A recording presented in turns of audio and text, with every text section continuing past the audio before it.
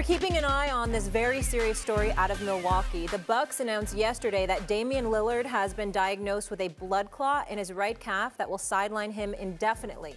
He met with several specialists to diagnose the issue and is on blood thinners to stabilize the clot. Now the Bucks must battle for their spot in the postseason without their star point guard.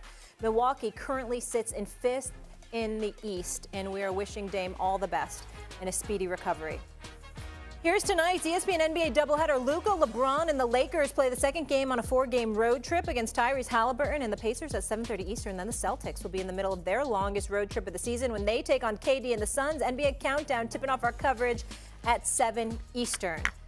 Coming up right after First Take at noon Eastern on ESPN, Pat McAfee with an exclusive conversation with the King, LeBron James. Those two sitting down together for an hour plus. Here's a sneak peek.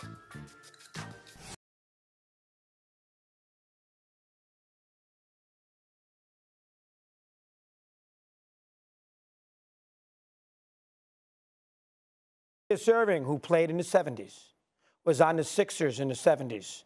Do you think that Julius Erving scored 250 points in a quote-unquote game or averaged 50 a game?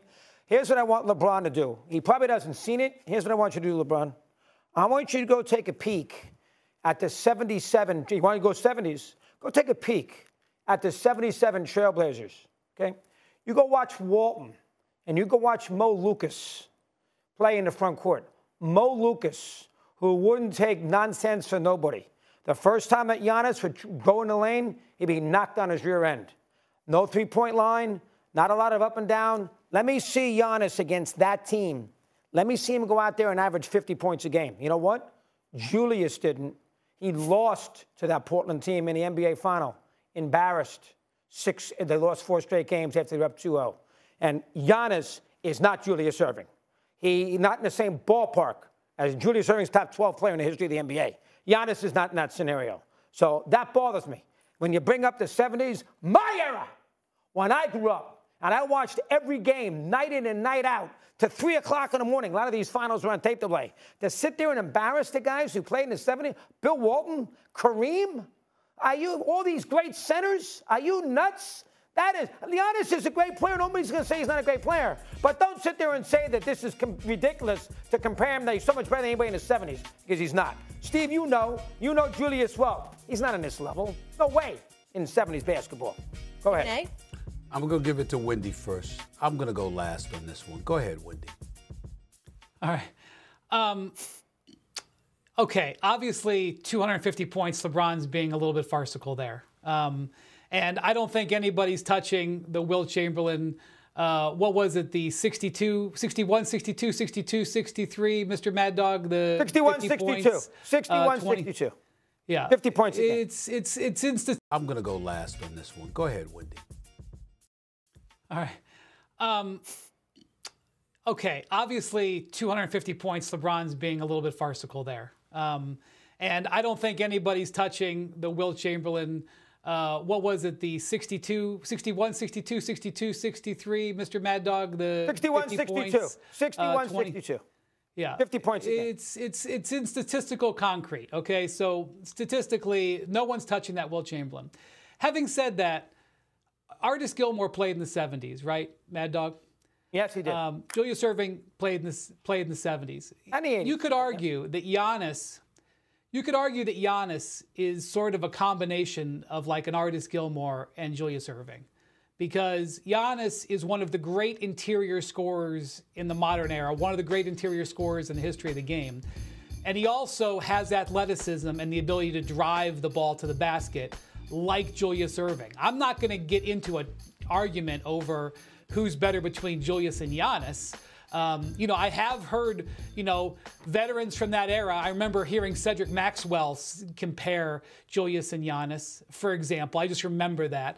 But what LeBron is referring to is the combination that Giannis is, that he's a 5-time all-defensive team, former defensive player of the year, and this year he's going to average 30 points a game for the 4th straight season. And so what LeBron is saying is that there was never a specimen in that time in the NBA, who could combine that level of size, like you would have with Artis Gilmore, who could be dominant scoring around the rim and dominant defending the rim, and the athleticism that you would have with Dr. J, who could attack the rim. I think it's the hybrid that LeBron is referring to. Wendy, it's beautiful that LeBron has somebody like you to explain things the way that you do, as articulate as you are, because the reality is that you're right in what you're saying. LeBron might have been a bit hyperbolic with his statement, but he was right on his face, doggy, in terms of the extraordinary athlete that Giannis is, what he has accomplished en route to averaging 30-plus for a fourth straight year. A multiple-time defensive player of the year. The dude is a gazelle. The brother is special, and there's no doubt about that. Now, back in the 70s, he would have got knocked on his ass a lot more. He would have been asked to go to the free throw line a lot more. He would have been extraordinarily exposed for his deficiency in that department, and obviously that's something that would have hurt him.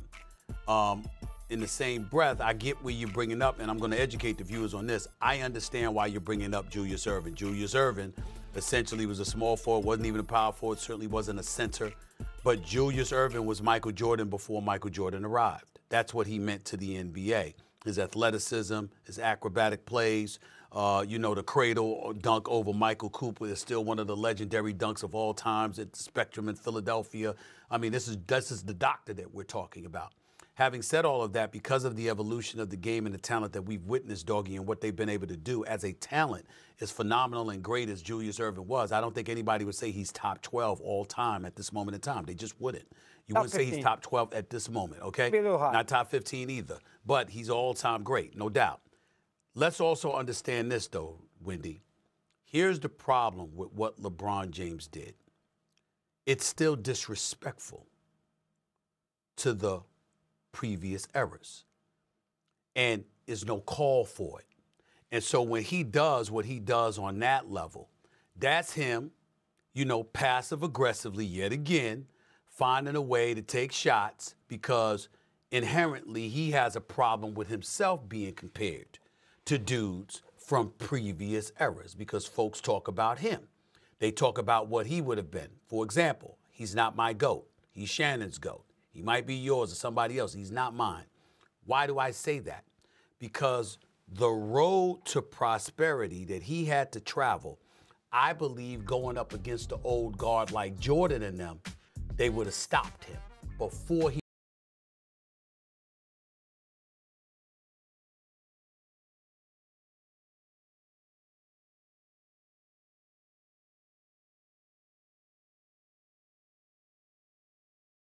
If it were not for Stuart Scott? What would we have been, doggy, if it were not for the Dick Vitales? What would we have been if we didn't have somebody like a Howard Cosell to lean on and to see what he brought? Every single era you point to has a previous. What would we have been if it were not for Stuart Scott? What would we have been, doggy, if it were not for the Dick Vitales? What would we have been if we didn't have somebody like a Howard Cosell to lean on and to see what he brought? Every single era you point to has a previous era that paved the way. We didn't see a Giannis because a Giannis didn't exist. It had to, the game evolved, and as the game evolved and whatever they put in the food and got dudes growing to be 7 feet and run like that or whatever, you saw that kind of capability. It didn't exist in the world in the 70s or the 60s in a lot of people's eyes. Fair enough, but when Doggy brings up Bill Walton, have you seen Bill Walton play? Did you see him in the 70s? Did you see his hops? Did you see his mobility? Did you see his athleticism before his feet gave way? Bill Walton was something special. And so I'm just saying that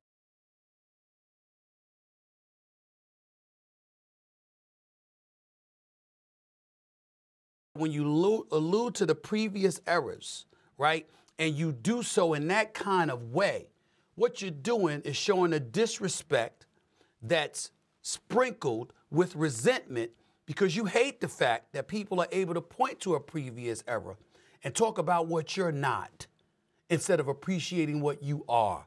That's what LeBron James did with that particular soundbite. I understand it, but it's still not fair to those from a previous era.